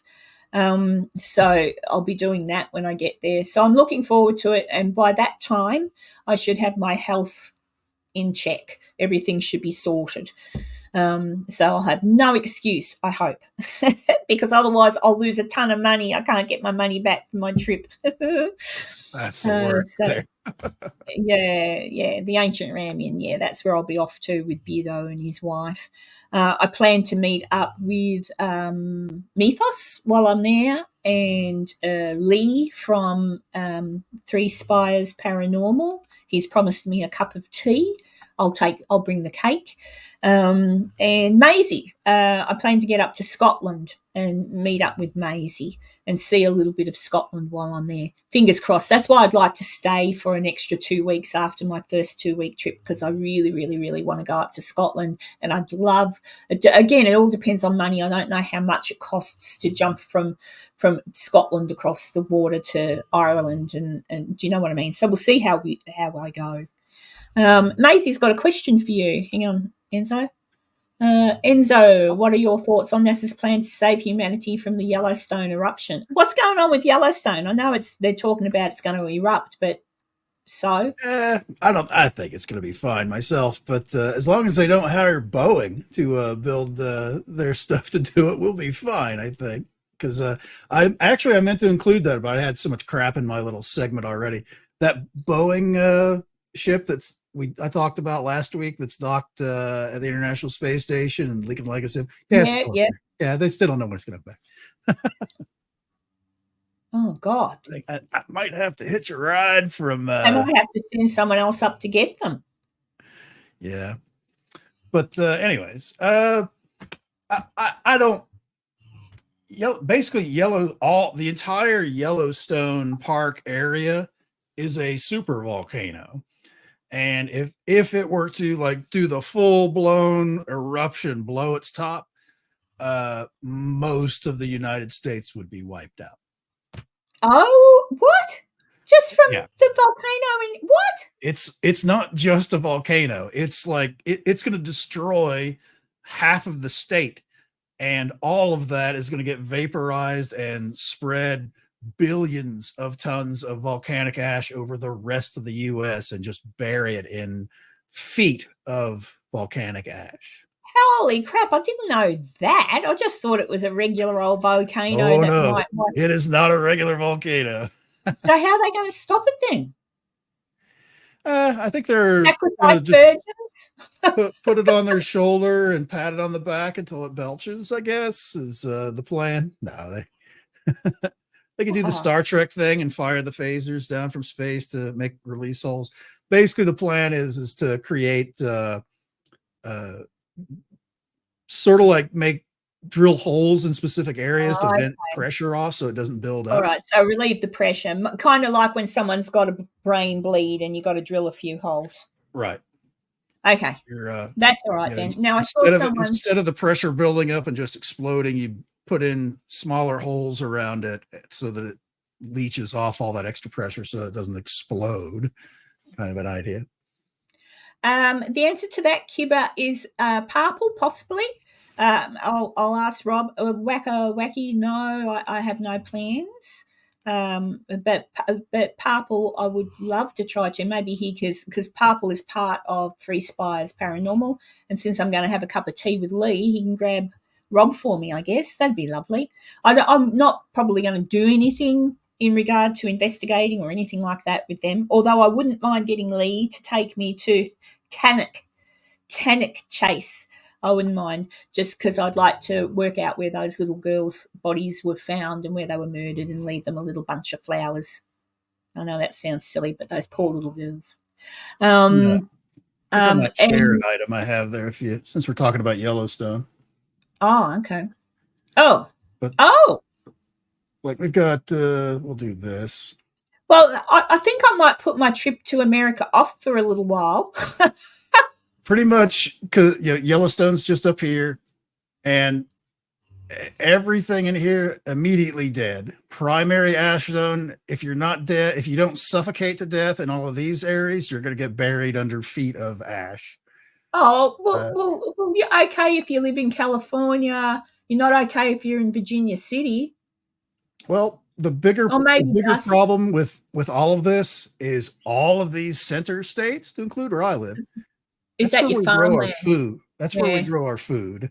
So, and plus, this is going to affect, if it were to really blow up, because honestly, this is a little conservative, I think, because this also doesn't take into effect how far the wind is going to carry it over all of these other areas in the Northeast and across, this whole area over here.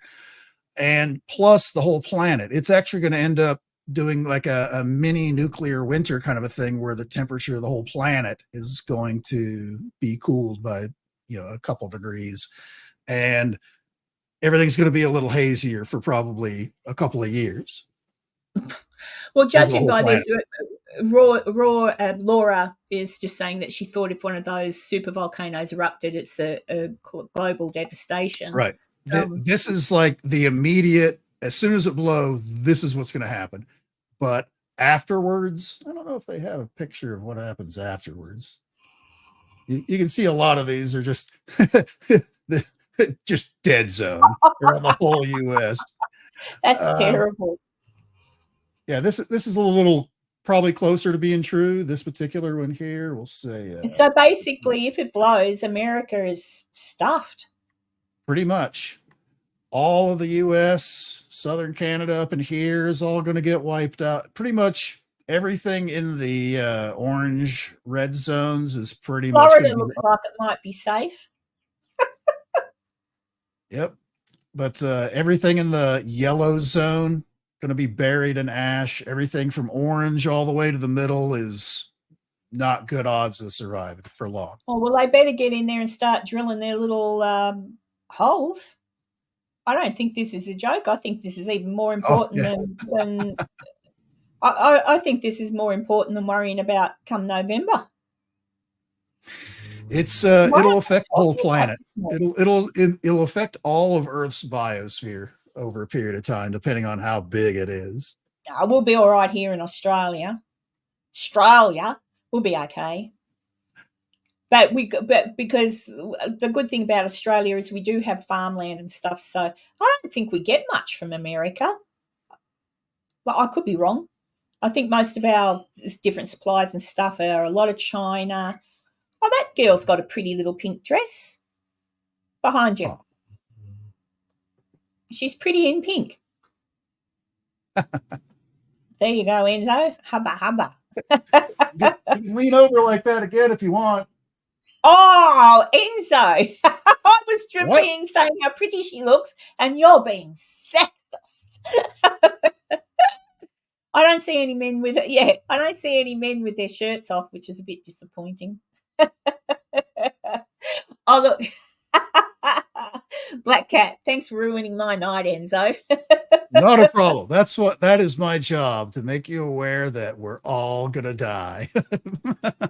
Oh, what's that? Turkey too, frozen flute bear. Oh, we do we? Yeah. Well, so I think Australia will be okay, but we better shut up down here in Australia, because if we say too much about how safe we are, probably for the time being, for most anything, people might try to invade us.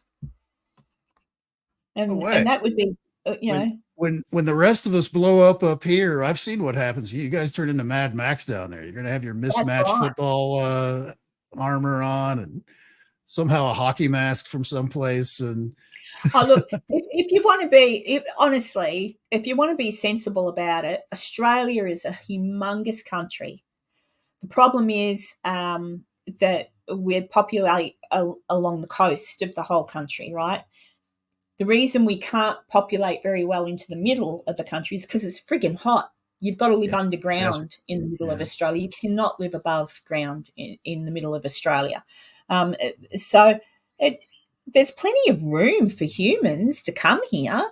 It's just we'd have to all work together nicely and help build places under the ground and just be happy. And it all depends who wants to come here, because that's the problem. Like with any other country, it's who you're letting in. But I'd be happy for the Yanks to come and share Australia with us. That'd be all right. Oh my God. Mum, did you do something with my measuring tape? Right here. Yeah, Enzo's got it. To my knowledge, the last time we used it was in the garage when we measured how long the shelving was. I haven't seen it since. So the answer to that is no, I have not. Have a look in the garage. I don't actually own a measuring tape. I did, but the measuring tape that Sunny Sock is referring to is mine, from my little pink. I had a pink girly toolbox, and that's what that's from. I am not evil. What have you been? Tanya wants to know what you've been measuring. The real reason I have this here is I order a lot of stuff on Amazon, and you always have to look up like how big it is on there. And it's like, okay, it's this, but okay, that's right. That's what I need. Versus if you just order something, oh yeah, this looks cool. And it's like this big when you get it. It's like, I can't use this for anything. So honestly, that's why that's what this is literally like a 99-cent. The little belt clip has already fallen off of it, and the end of it's kind of getting ready to fall off. It's kind of a mess. It's my cheap reference thing. 1 inch isn't 10 inches. Maisie. Oh, Maisie. That's right. Measuring my monolith. Oh, dear. Does anyone want to see the baby rats? No? You don't want to see a baby rat? Oh, but they're so cute. I'm going to go get one. Hold on. Can we see the baby rats and the cat in the backyard at the same time? No. I'll be back in a minute. Going on our adventure to get pet rats. Seriously, who in the audience here would keep pet wild rats from your backyard as pets? No. Well,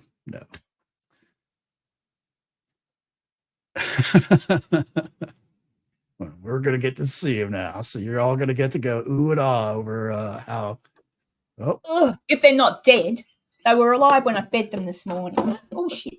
As I nearly dropped them. They're going to go skitter it all around the house. Now they're all in the baseboards. Look how little.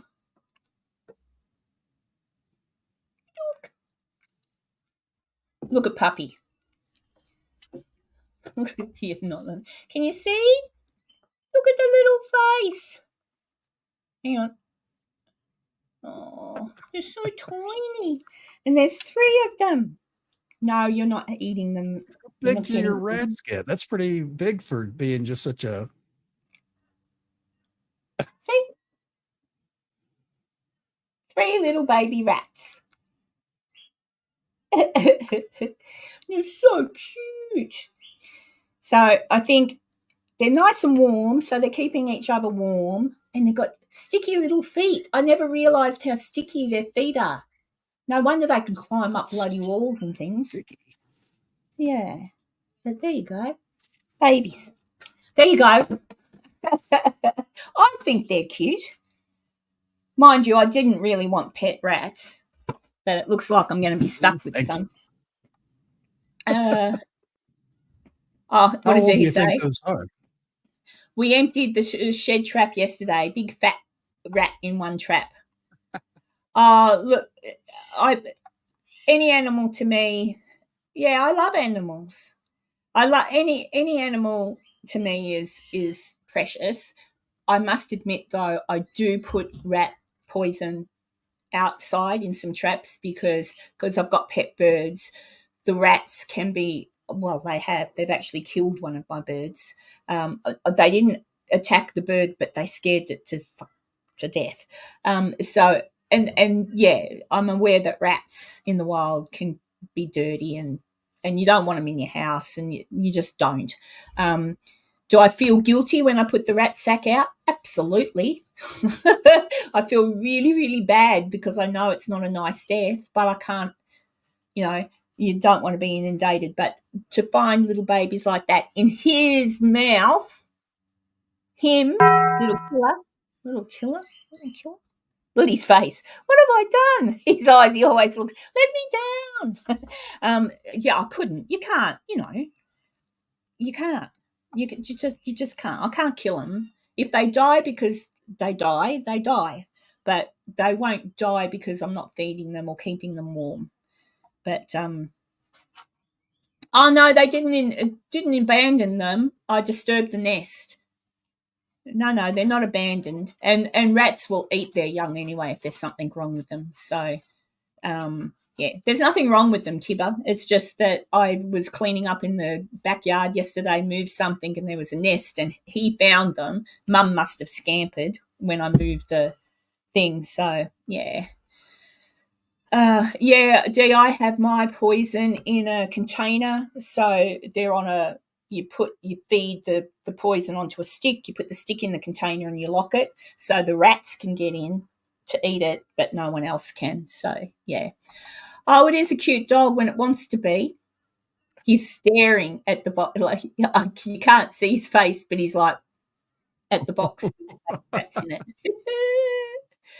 Oh, yeah, I'd much rather find baby rats than baby snakes because around here the snakes aren't pythons. Like if I found a python, no worries, I'd catch it and get rid of it or whatever, just call. But around here we've got brown snakes, which you don't want. I don't know if we've got tiger snakes, but I know we've got brown snakes. I've seen them. And red-bellied black snakes, which don't, like, I wouldn't want to see it. I wouldn't want to get bitten by one because I'll get sick, but I'm not so scared of them because they run away. But they're not snakes that will, unless you step on it. But if they hear you, if they feel you coming, they'll just take off. What's Kibba got to say? I rescued a kitten when its mum tried to bury it, and it turned out there was a hole in its heart, so it died. Yeah. Oh, absolutely. When a dog or a cat push, it's birds as well. All animals will do it. They know when there's something wrong.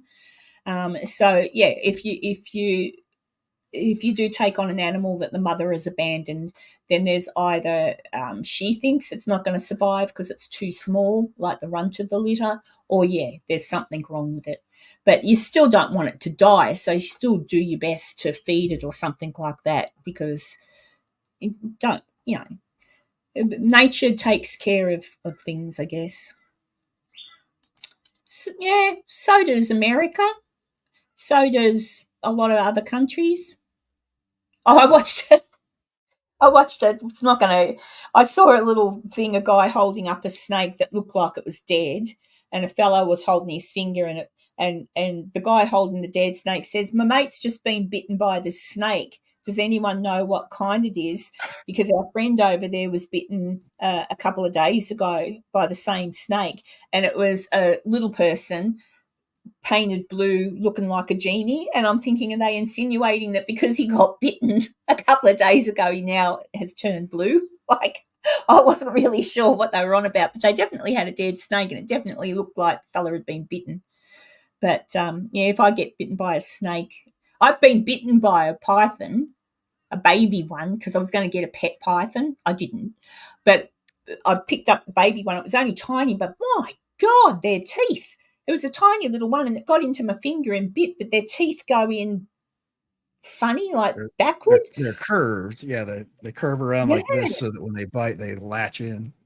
Bloody thing. And the guy in the shop said to me, "I know, if you get bitten, it hurts a little bit or whatever." It hurt a little bit. It was just hurt. And then he said, "Run it under the water and it might let go."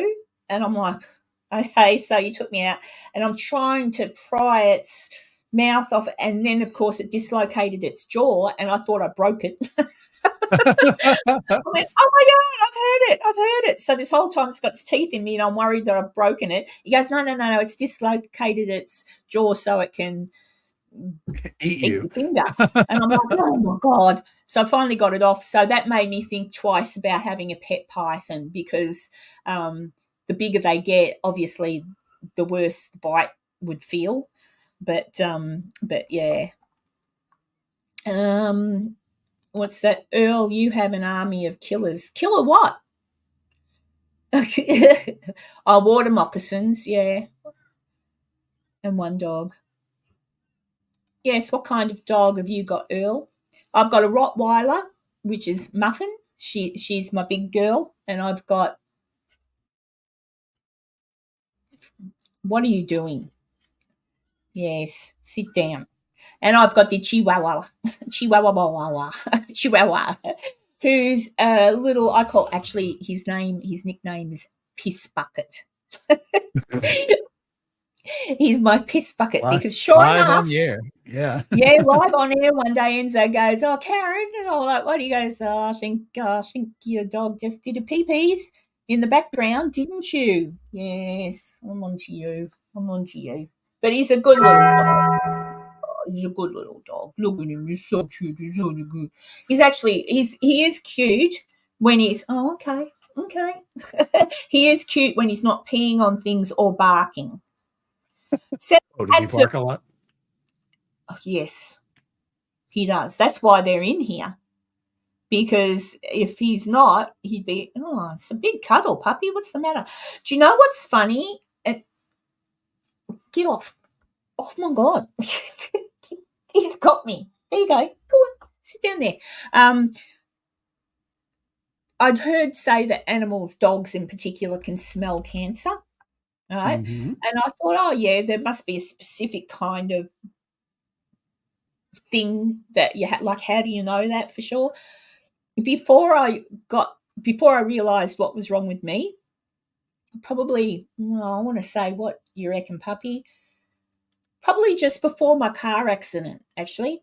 The dogs, especially Puppy, would be really clingy and annoying. Like, they were so clingy. Like, Muffin would cry and she'd sit at my feet and then she'd want to lay next to me, and this one would be up here, like up. And I'd say, "Get down," and he'd come back up. And I'd say, get down. And he'd come back up. And it was driving me nuts. And then I got went and had all this. And it went on and on and on. It was just really getting annoying to the point where I didn't want the dogs to sleep in my room. And, like, they were just too clingy. And I thought, is that because I've gone away a couple of times? Like, what's going on? Since I've had the operation and the cancer's been removed, guess who's not annoying me anymore like that? I reckon. Wow. Yeah, and I think to myself, maybe they knew, and so maybe they understand. Maybe it's a certain smell that's put off, and then they think, oh my God, that maybe like somehow they know what that means, and that's why they were so clingy. But now that it's gone, it's interesting. So I might do some reading on that. But yeah, then no more up under my neck, no more clingy and crying at my feet. Nothing more than normal. But there you go. You got Earl's got a mixed breed dog, 7 cats. I've got 4. Well, I don't. Sunny Sock has got 4. Short and haired red in colour, 50 pounds. Yeah, I weighed Muffin at the vet the other day for her operation, 57 kilograms. She's a mini bear. I don't know what that is in pounds, but it's heavy. It is interesting, isn't it, Dr. Deb? It was really weird. 57K, 125 pounds. Geez, Muffin. No wonder she near kills me when she jumps on top of me. I thought about that the other day, like Muffin's that big and she loves me, right? And I thought, what must it be like? Honestly, because sometimes she gets on top of me if we're mucking around like on the floor and I'll wrestle with her or whatever. She'll get on top of me and she'll sit on me like, boom, she's on top of me. I'm on the ground. She puts her paws here. I can't. She's got me. She is so – and because if I try to go against her because I'm playing, she'll push back. Jeez, tell you what, she's strong. And I thought to myself, imagine a bear.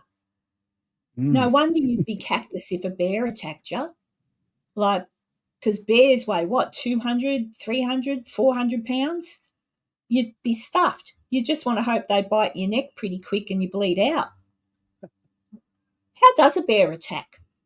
Does a bear do that? Like cats do. Usually. Wild cats, they'd go for the throat first.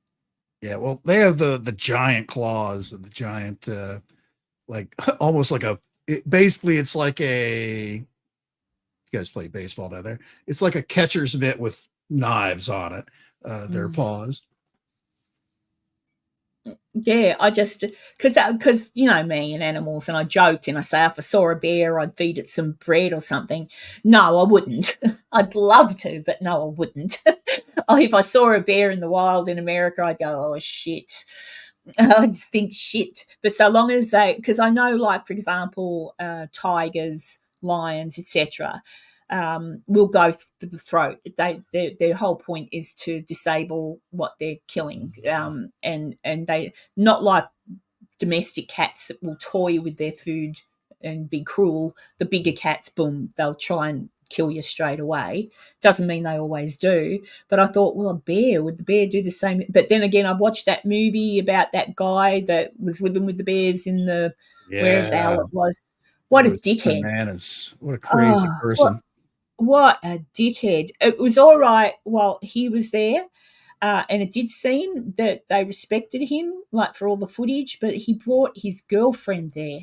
He brought in a female, and, well, anyone who's seen it knows, if you haven't, it's worth a watch so that you do keep away from big brown bears. But what an idiot. I mean, just – and yeah. And that was actually quite horrific. That was terrible. But still, Timothy Treadwell, was that his name? Yeah. Like, just what a dickhead. But what a horrible way to go. Just that's like the stuff Nightmares is made of, just being eaten alive, basically.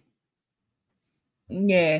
Like, and he was, and I think, I mean, I can't really remember that movie. I think they did play a little of the audio because he was recording. at the time.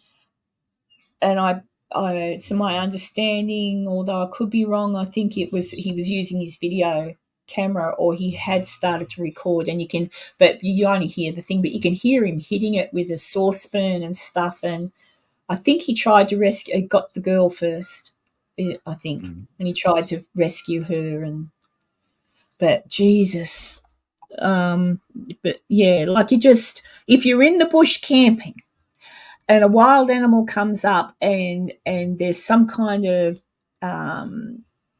magical interaction between you and a wild animal, okay, but don't encourage that. Not a bear, not a bear, not a mountain lion, not a wolf, because they're wild animals. Then their instinct is, I'm hungry and you look like dinner. So yeah, I don't know. Says me, who goes up to the wild horses and. But I mean, a wild horse could kill me for sure. Yeah, sure. Absolutely. But I let them come to me. I walk up to them, but then I stop and then they come to me. So if they don't want to come to me, I'm not going to go and chase them. They come to me. I miss the wild horses. You walk behind them and they do that rear kick. That'll kick your head right off your body. Oh, you're gone. And they just, you're gone. And you don't want to go, you're just like, Oh, I can't remember how they got found. Was it the friend that found them? I think it was just the rangers, and then the friends went in later from memory. But yeah, but that's what I mean. Like, horrible things happen all the time. Like even that actor who went hiking and went missing, and then they found him months and months later. I can't think. He was it the Highlander movie he was in, and he played the wizardy person. Remember the movie Highlander with person? Oh God, there was Highlander, and I can't think of that actor's name who played the Highlander. Can't think of his name right. Yes. And then there was the other character in it that was the bad person, and I can't remember who. He had blonde hair. It was him, that actor. He went hiking in California and. I think you might be mixing up some different movies there. Julian Sands is who you're talking about, right? It was the actor. Yeah. Wasn't he in Highlander? No, he wasn't in Highlander. What was he in then? Where he was that blonde thing? Maybe The Warlock. Was that the movie? Ah, that's it. Warlock. Thank you. Yes, Warlock. My bad. I was like, what are you talking about? Oh, well, I don't know. I'm getting old. Oh, do you know what else, Dee, about horses killing sheep? And yes, they do. As baby ones especially, they'll pick them up. When I was working on a big farm that was a cattle farm, and I was looking after, it was like a big castle, and I was looking after the gardens. I would often come across little baby sheep that had been bitten. And the horses do it. Horses do not like sheep. Okay, really? It's a thing, and it happens a lot. And Dee's just mentioned it. The horse will grab a baby sheep, like they just don't like them. All right, doesn't mean all the horses will do it, but a lot of them will. So when I watch and like kill them, like bite and you can't like really bite, and the poor little baby sheep, you know me. Yes, I picked up a baby sheep. Yes, I tried to save it, but I couldn't. But still, but yeah, they do that. And I think I've mentioned it before. I love to watch the Queen's Guard, the horse, the mounted guard. They sit in a little box out in England, a place you can go and you can get your photo or you can stand near them and people can take your photo, and there's a sign that says the horses can bite and kick and like don't hold the reins of the horse, right? People don't read. But often you'll see people with their babies, like babies or toddlers, and they go and stand near the horse. And I think, you freaking idiots. Like, horses don't understand that's a little baby human. And these horses bite, like they bite. Like, I wouldn't have a baby toddler near a horse at all because they can do it. So I just think yeah, I just think now. What is that? I heard about a woman. If that's the one I'm thinking of, the 911 call, Tanya, I don't think she did. I think they spoke with her until the end. If that's the one I'm thinking of, there was a lady who rang 911 and she said the bear's coming back, and she was talking to the 911 operator, and she was bleeding out, and she said she's coming back. She's coming back, and they didn't play the rest of it. So I think, yeah, you don't want to get between a mama and her babies, even in the human world. Ugly. Yeah, like there are some horrific things. Hi, Jennifer B. I just spotted you. And there was when I was living down in Victoria, Dee, you will remember this because it wasn't all that long ago. I used to go to a nursery, where I used to go to this lady's nursery and buy flowers. It was a lovely nursery. I think it's still there, but she doesn't run it anymore because she's dead. The lady and her husband owned a buck, right? A buck, a deer, a buck. And it was breeding season. And he was a pet. They'd had him for a long time, this buck, okay, with his big freaking antlers. And the husband went out. I can't remember why. He went out and he got in near the buck. It was doing something. And even though they'd had him since he was a little baby, right, it was mating season, and it was something went wrong, and the husband got gored, right? The wife, he died, and the wife ran out to help. She was also attacked. She died later in hospital. She lived for a little while before she passed away. But I thought, people, like, it was terrible. But you these are the things you've got to know about the animals that you pet. So he was a big buck, like he was a big freaking buck, and he was very, very obviously aroused that day by the deer. It's rutting season like that. They do the craziest stuff. That's usually when people hit them with cars so much because they're just running around just sex crazed. They are out of their minds. And I sort of thought to myself, that's a thing. If you've got a pet horse, or they do, Maisie.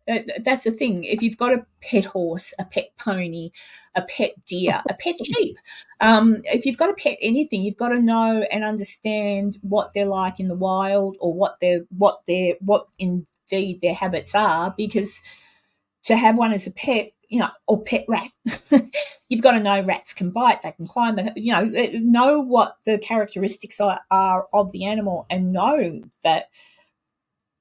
I mean, I don't understand how they didn't know that the buck was dangerous in mating season. Even if you got the buck's antlers removed once a year or something, which I believe you can. I think you can, because they fall off anyway, don't they, Enzo? I'm not. Yep. Even if you do that, they're still a strong animal. They're still liable to kick or headbutt you. Goats. Goats are another classic. Cute little goats, but with their little horns on their head, if they get pissed off, they can do some damage. And people don't think. Even sheep can bowl you over. But I got bowled over once by a ram. They're little bastards too.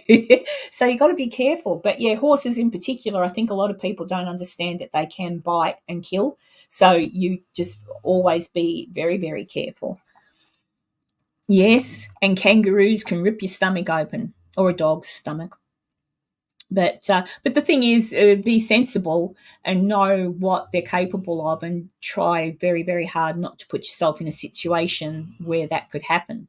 I mean, sometimes you could just be walking and not realise, and something pops out in front of you. Obviously, you can't help bad luck. Right. But, pigs are nasty. They bite your legs. Yes, and they've got like little human teeth, little piggies. But pigs are cute, though. I think it's you can take a regular domesticated pig, and if you let it loose, it'll grow those big tusks back, and it'll turn feral like that. That amazes me. Well, guys, it's been 2 hours. It has. We did that well. We started to talk about all sorts of random things. Yeah. We've managed started to off keep... strong and struggled the last 30 minutes, I think, but Oh, that's all right. I enjoy talking about animals. So yeah, guys, keep an eye out. I'll be going live at some point this week. I can't remember. I think Wednesday, which is your Tuesday, or is it Thursday and your Wednesday? I can't remember. I'll go live. I just want to talk about a few other things that I'm working on. And I know it is hot over there, an unusually hot start. Normally it's not quite this hot at this time of the year with you guys. But the funny thing is it's winter here and it's not really that. I don't know what it's like down where you are, Heather, if you're still listening, or Dee. It's not terribly cold up here. We've had a few cold mornings, but nothing terrible, and not much rain. Mind you, up here in Queensland, the rain comes in more so for our summer. It's like a tropical thing. So, but yeah. But look, it's been wonderful seeing everyone's faces. Thank you again to everybody that has been new here. And I've had a couple of newies today, Enzo. yeah. And we'll be so Enzo may not be here next weekend because he's off to be a celebrity in Geneseo. Why can I never say it properly? And Betty, much love. Still thinking about you. And Maisie, again, congratulations on the cancer-free. Hopefully I'll have the same thing said to me in a couple of weeks. Woohoo! And everybody, just have a beautiful rest of your weekend, and I will see you through the week. And Enzo, you have a lovely trip, and pop that up in the Facebook page. You're in my group. I'm sure you're in my group, the Doof Doof Paranormal group. I just went to share it. I'm not seeing. It's all right. I'll share it. I'll share it in the group. So if anybody's in the area, they can always come along and watch you talk. Is Tony in here? Did I miss? Oh, there's Antoine. Hi, mate. Yes, Tony is in Korea. Enzo is very popular. Indeed, he is. But yeah, so we'll see what magical guest I'll have on next week. I might have a chat to Mythos, actually, because he can go live now. He's got no excuses. And he made me a promise. There you go. So I might make him. I might say that marker. Yeah, we'll see. We'll see. Because the time difference is a pain in the ass with England. But we'll see how we go. All right, everybody. Yeah. They listed me as a podcast and YouTube personality. Yes, they have. And I see they put Sunny. Yep, Paranormal Chop Shop on there. Yeah, bless him. Yes, so everybody have a one. Oh, puppy, bloody ding dong! He jumped on me then and nearly fell off the. Oh, okay, and this one obviously needs to go pee pee. So I'll see you all through the week. And Enzo, I expect some stories told from your weekend away. And love to everybody. Thanks so much for popping in, and I shall see you.